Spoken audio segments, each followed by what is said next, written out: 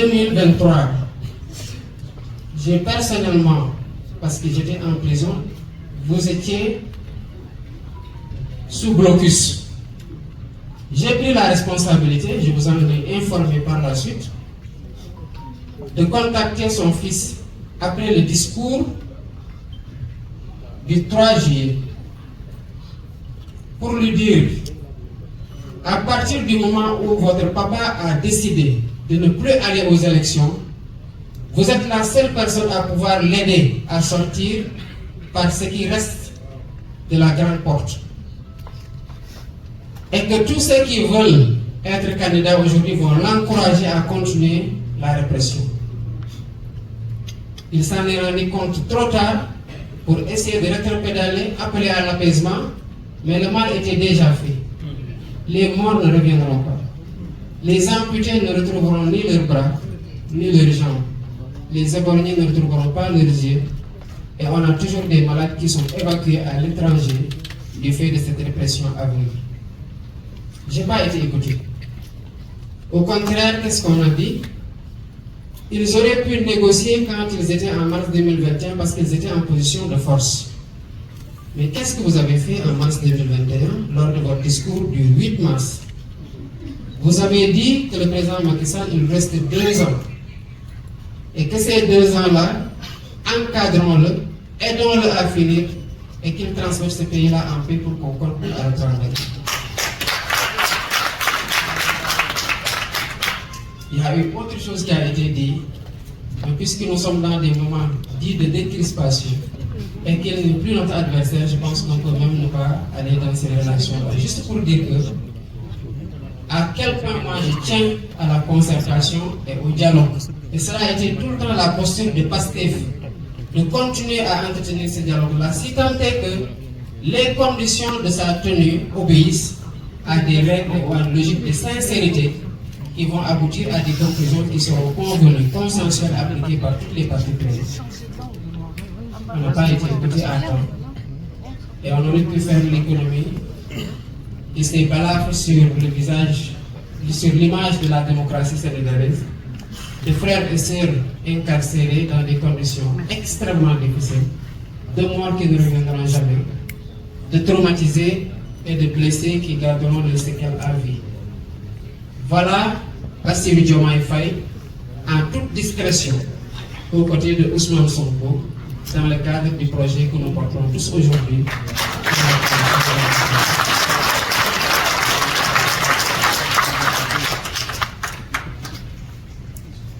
Et pourtant, j'ai fait ça après avoir refusé de prendre le bracelet en prison parce qu'on me l'a proposé.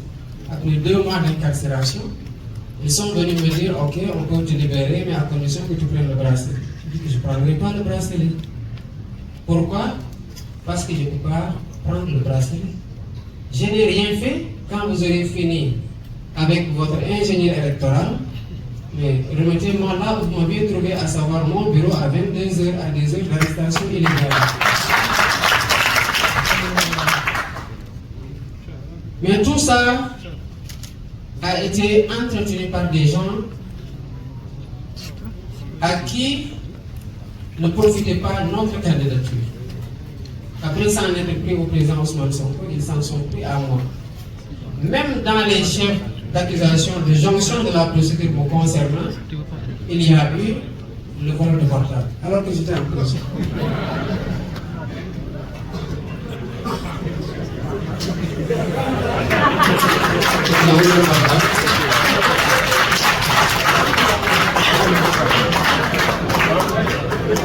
Pour dire à quel point il y a eu de l'acharnement pour que la candidature de Bassirou Diomaye Faye ne passe pas. Mais parfois, certaines personnes sont déroutées quand ils sont confrontés à la logique politique du projet de PASTEF qui est incarné par le président Ousmane Sonko.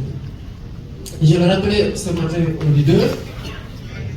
Le 7 janvier 2023, vous avez été le premier, lors d'une réunion à laquelle je n'avais pas participé parce que j'avais un décès, à poser la question du plan B, et c'est le bureau politique qui vous a mis en minorité, raison pour laquelle on n'avait pas débattu de ce point-là, parce que le bureau ne voulait pas encourager le processus de liquidation politique. J'ai rappelé votre formule qui décrit la logique politique dans laquelle vous êtes tout le temps inscrit, à savoir que le Sénégal n'a pas besoin de messie ni de héros, mais d'une masse critique de citoyens qui sont conscients des enjeux.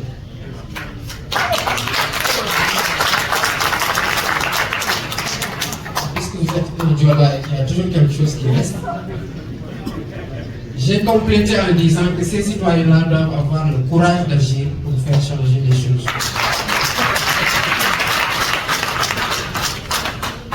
Président, vous m'aviez dit de ne pas parler de Amadou Ba. Mais comme généralement je vous dis que je suis têtu et qu'on n'est jamais d'accord, même si nous sommes toujours ensemble, je voudrais juste vous compléter. Je crois que j'avais fait un texte que j'avais appelé Bastradamus, prédiction tirée du DAC politique. Je crois que tout ce que j'avais prédit dans ce texte-là, c'est presque réalisé. Alors, quand vous avez quitté le syndicat, vous nous avez transmis à Amadou Ba.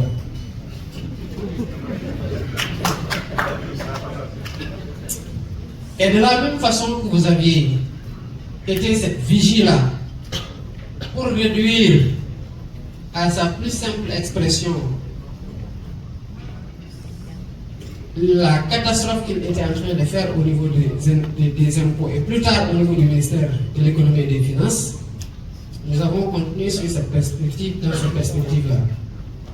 Et en 2016, vous pourrez toujours vérifier ça, le syndicat autonome des agents des impôts et domaines dans lequel j'étais avec Birame Souleye Diop, les Wali Djoukoudian et Eliman Pouy et consorts, a organisé une conférence de presse pour dire basta, ça suffit.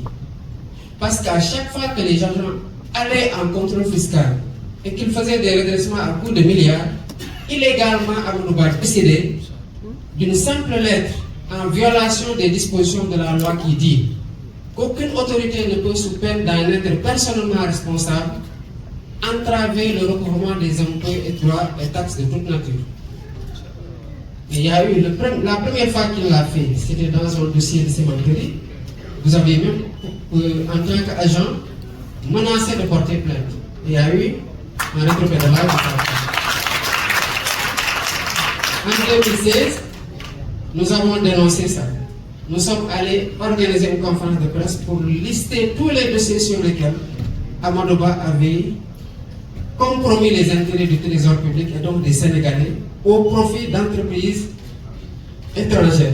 Et nous savons tous que cela n'a pas été fait gratuitement.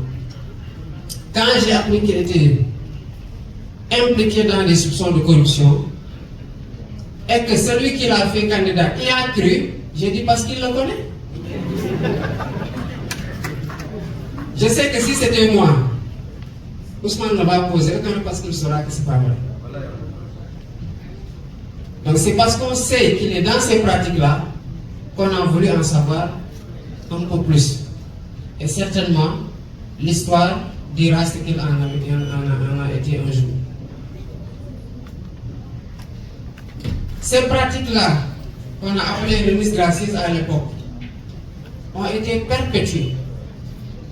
Et cette année, j'ai dû discuter avec le député Guy Marius Sagna pour qu'il dépose une demande de mise en place d'une commission d'enquête parlementaire autour d'un redressement de 150 milliards qu'ils ont abandonné en ne prenant que 14 milliards.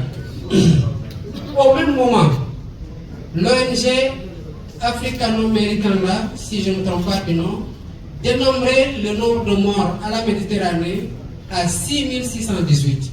On abandonne 14 milliards pour 150 milliards. Et cette pratique-là a été inaugurée, entretenue par Amadou Ba. Donc cet homme-là, nous le savons très bien. L'expérience de gestion, ok, mais l'expérience d'Amadou Ba, personnellement, j'en veux pas. Je ne veux pas d'une expérience de violation des lois, d'une expertise en coup bas, d'une expérience dans les malversations, les détournements, j'en veux pas.